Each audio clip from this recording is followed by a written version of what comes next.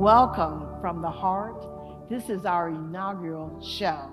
We're so glad that you are tuned in. We welcome all of you all. Take a moment right now, share the link, call your friend, call your mama, call everybody, and let them know that From the Heart is on the air. This month, we are celebrating International Women's Month. We're also celebrating Women's History Month. So I have gathered four of my friends and colleagues in the field because today the topic is a drug crisis in our community. And today I have some wonderful women that we're celebrating and we're honoring, and they have come with all of their expertise and knowledge.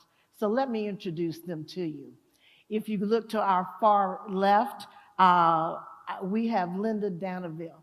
Linda is a dear friend and colleague. She is a visiting professor at Agnes Scott College. She has done research. She has worked with women in addiction. She was working on the team when we were looking at HIV and all the impact it had in our community. So we welcome Linda to From the Heart. Thank you. Our next guest is Phoebe Sims.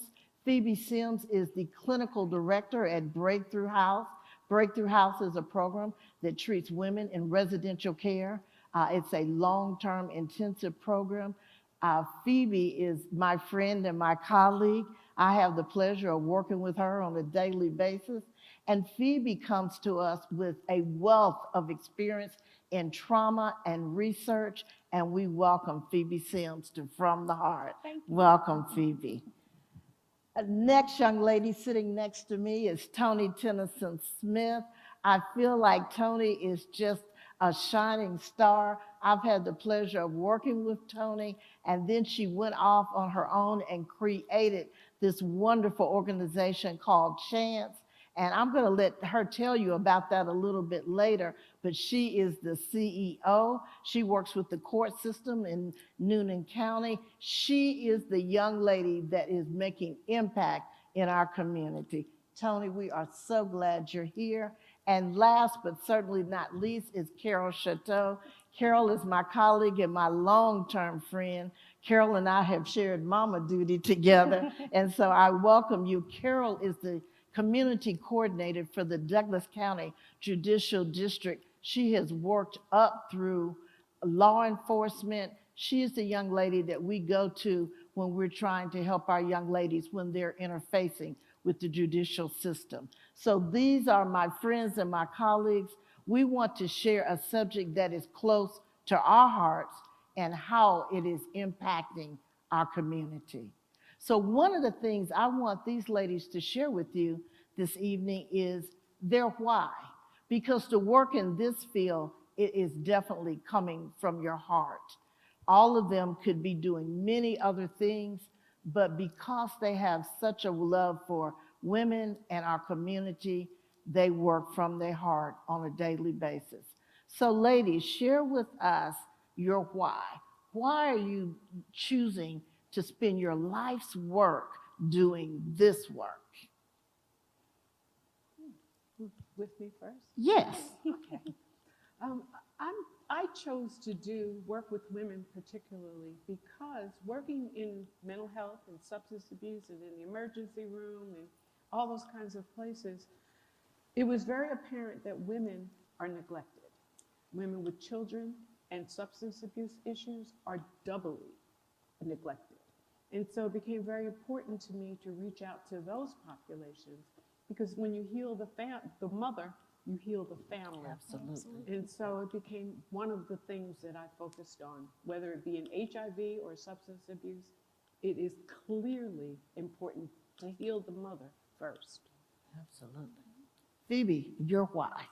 My why comes from a major journey, one of trauma recovery, and actually trauma growth. I wanted to offer to women the compassion, the care, and the treatment that I received on the other side of my mother being killed. That was a journey that took me many places.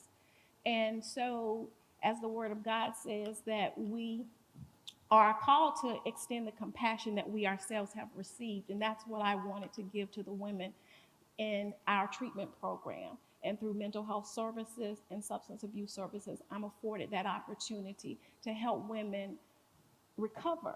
And it's a daily journey, but it's rewarding. It's difficult, but it is a rewarding task. And it's one that takes a village, as we're all represented here today. Absolutely. It takes us all in different areas to help them get to where they can be, because we're all on a journey of recovery. We're all recovering from different things, but nevertheless, we're on a journey of recovery. Absolutely. It certainly takes a village. And so, Tony, what's your why? My why is I was chosen. This work comes very naturally for me. And being a child that grew up in an addicted home, my mother struggled with addiction my whole life, her whole life. And so as I became an adult and figured out what my vision and purpose was and got the eyes on my why, it became very apparent that I needed to be the beacon of hope for those that were facing similar challenges. Absolutely. Absolutely. Absolutely. So hope is something that all of our community is looking for. So Carol, I know in the field that you're in, a lot of folks have lost hope. So what's your why? Well, I see people on their worst days, you know, but when they're incarcerated, it's a difference because they don't have the substances there. And I wasn't even working in the field of law enforcement. I was doing medical transcription actually in Fulton County Jail. And like Tony said, I knew then that that was my calling. I was doing it for free, you know, after work. And I had 4 children that I was raising on my own, but it was a passion that I had. And I think when you see people that see themselves as invisible, you know, and you work in and you see people not even seeing them, you're just a number, Absolutely. or you're just, and they're literally numbers, and when they're incarcerated, that you see something different. So I know that this is my life's calling, and that's the passion that I do, and I think it's, like she said, it's easy. It's not hard work. Right. Because it comes from the heart. Absolutely. So my why is being born to a teenage mother and at birth being left at the hospital, but God sent wonderful adoptive parents. But I believe God took me through that path so that I would always have a sensitivity for those who did not have.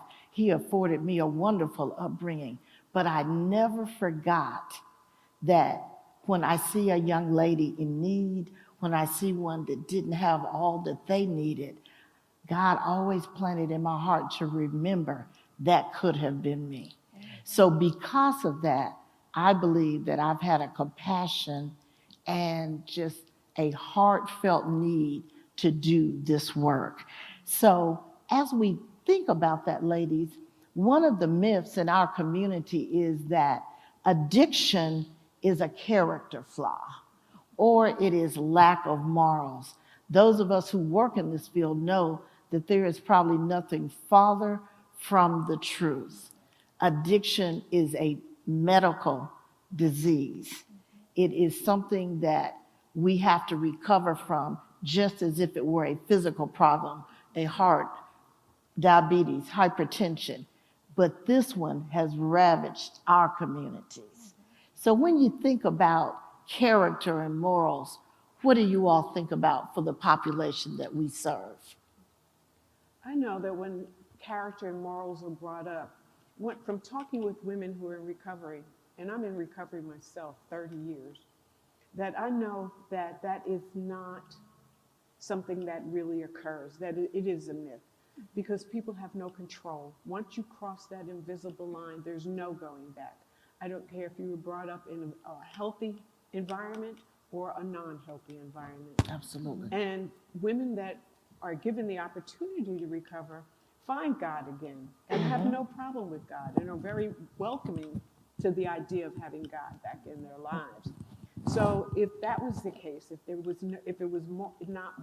it was not a physical situation, they would never know God again. They would never even be able to touch God again. It's no different, as you mentioned, Benita, no different than diabetes. Right. Type 2. Because you cross that invisible line where you are not able to process the chemicals that make you diabetic. That's right. Any longer. Once you start taking drugs, you cross that invisible line, you become an addict. It is a physical transformation. And the brain never completely heals. Right. And so we have to be aware. That's why it's such a relapsable disease, because the brain completely doesn't heal. And that's so true. That is what the public doesn't understand about this terrible disease, that it is really a disease of the brain. And so, Phoebe, we know that the women we see every day, it has nothing to do with their morals, Not at all. but it is brain. And Phoebe is our trauma expert. So, Phoebe, when they come in, their self-esteem is so low because they have been labeled as bad character, and they've been labeled no morals. Absolutely. If we start at the premise of what happened to this woman and not at the point of what is wrong with you, then we have a door in to actually see recovery take place, healing take place, restoration, and hope that was lost, we find hope regained. Absolutely. Tony, you mentioned earlier that your program serves from 5 to 99. You mentioned even as a child that addiction influenced your environment. So how were you viewed? And how are you teaching your children not to be labeled and not to take on those negative labels? It's hard. That's a hard one because, as Phoebe mentioned, it starts with what's wrong with you. Right. And we have to change that stigma Absolutely. as to what happened to you. Yes. And I think that with that understanding, we have to understand that the substances that are used are to self-medicate that internal pain.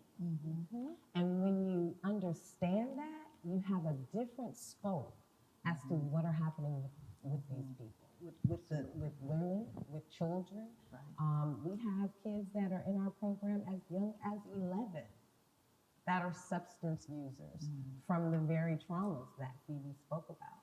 You know, we have to be careful in how we address our children. We have to be careful in how we speak to them and how we nurture them and how we provide love, how we discipline with love, because all of that goes into their genuine makeup, you know, and when we are very hurtful, we have to have love and affection from somewhere. And if we find it in a substance, that later on leads to problems. Trauma, we understand, is really the framework. And trauma is either experienced or it's witnessed.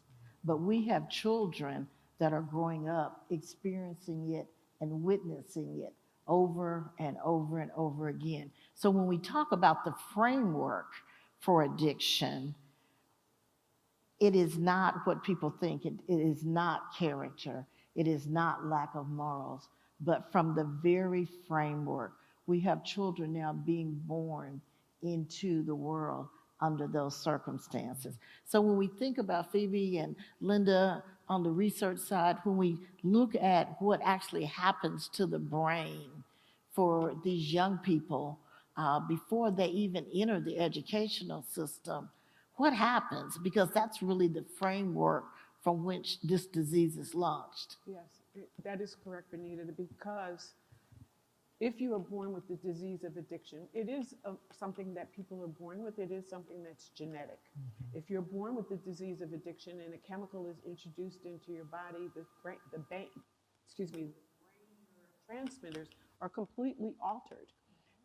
And that, depending on how long they've been altered, and if you're in utero, that's 9 months of altering before they're even born.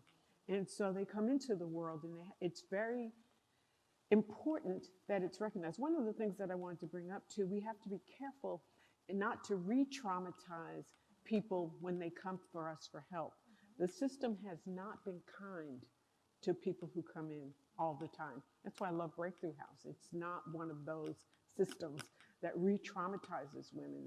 It's helpful.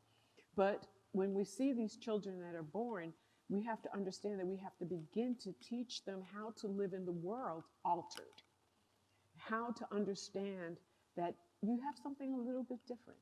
And maybe until you can understand what it is and how to deal with it, let's talk about it. Women that have children that go to meetings with them, the children are less likely to use drugs because they hear what's going on with recovery. They begin to understand it. And if they use drugs, they're likely not to use it as long, and they know where to go to get help. So we have to be very careful in where we allow or how we allow people to be able to access the things that they're going to need the rest of their life. It's not going to stop.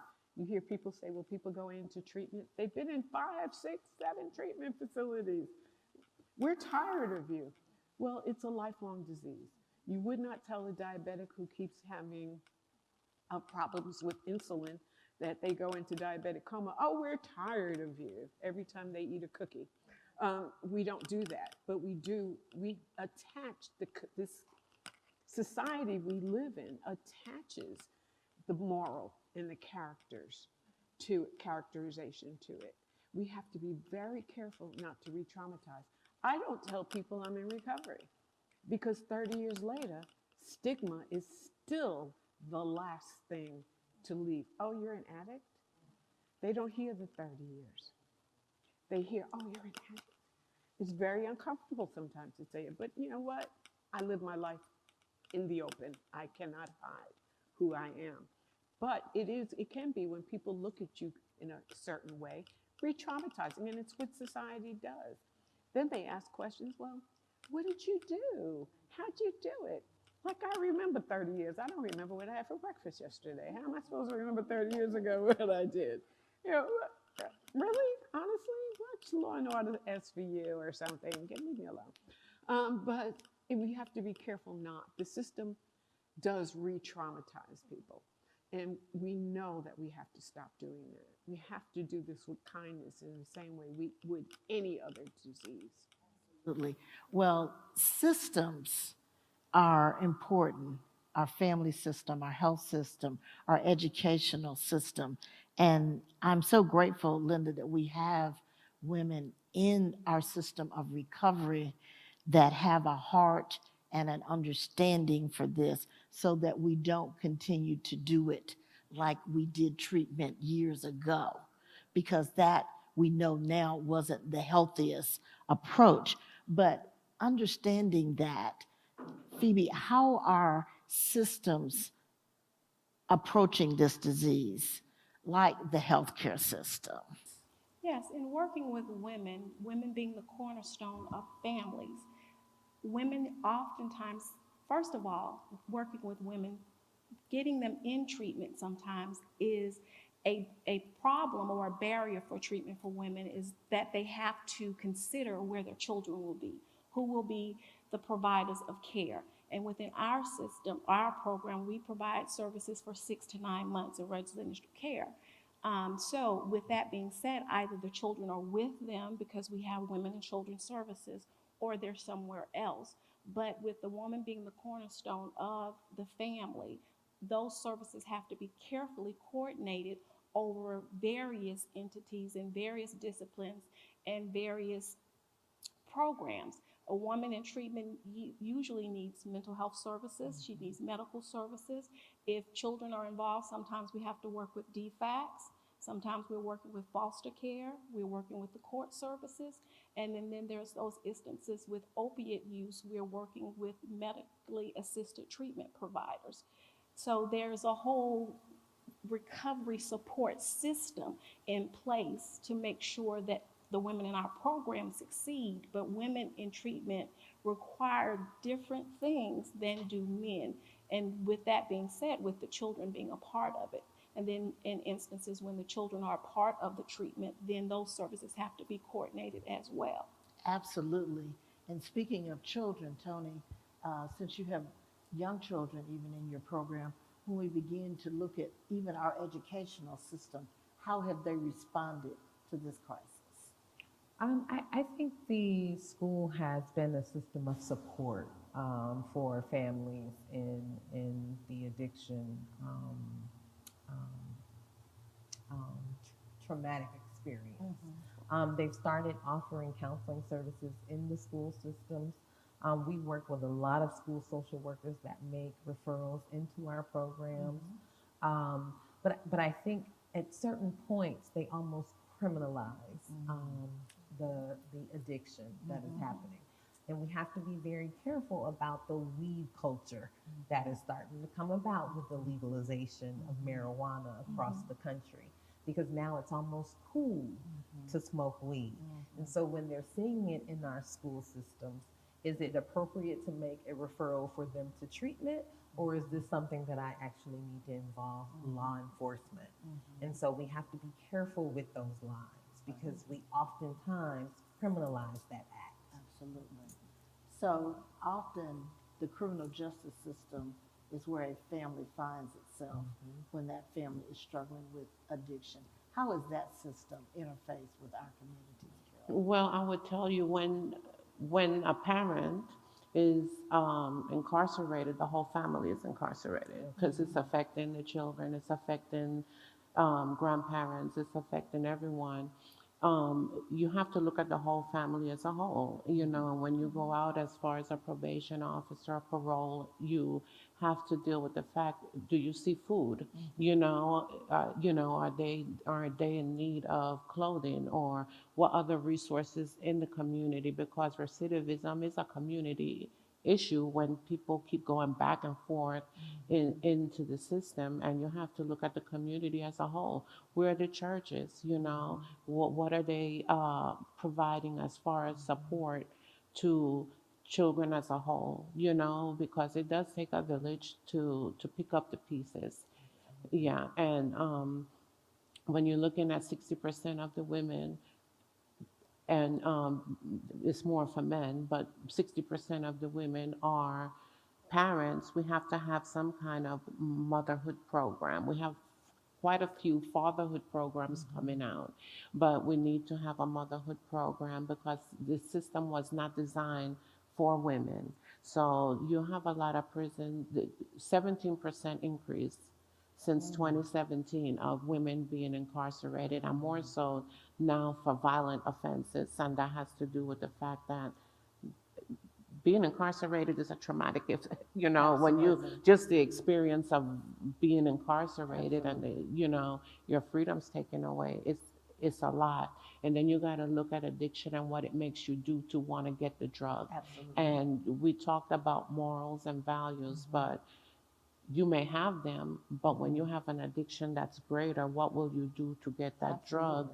And how do you feel when you're going into treatment, and how with that struggle with your morals and values, knowing what degrading thing you had to do to obtain the drugs that you are addicted to. Absolutely.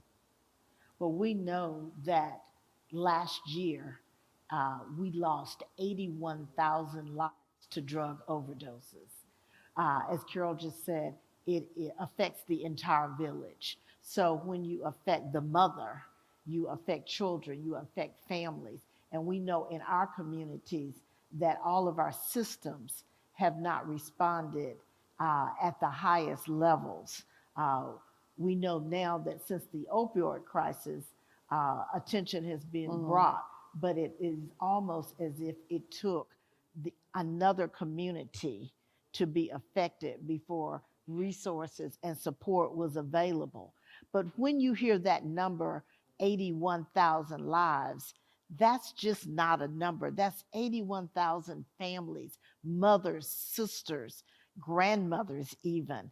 And so as we think about this, it is a crisis in our community. And I'm so glad that these ladies joined me today to really bring their wisdom and their expertise so that we could have a conversation. I hope we continue this conversation. As a matter of fact, we are just about out of time for this episode, but I hope that you'll join us again as I invite these ladies back to come and continue our conversation from the heart. Our topic will continue of there is a drug crisis in our communities. We thank you this evening for tuning in. Please don't forget to subscribe, share that link, phone a friend, let someone know, invite them to this conversation. And remember, it is from the heart. All the things that are important in life come from the heart. Thank you for joining us, and we look forward to seeing you next time.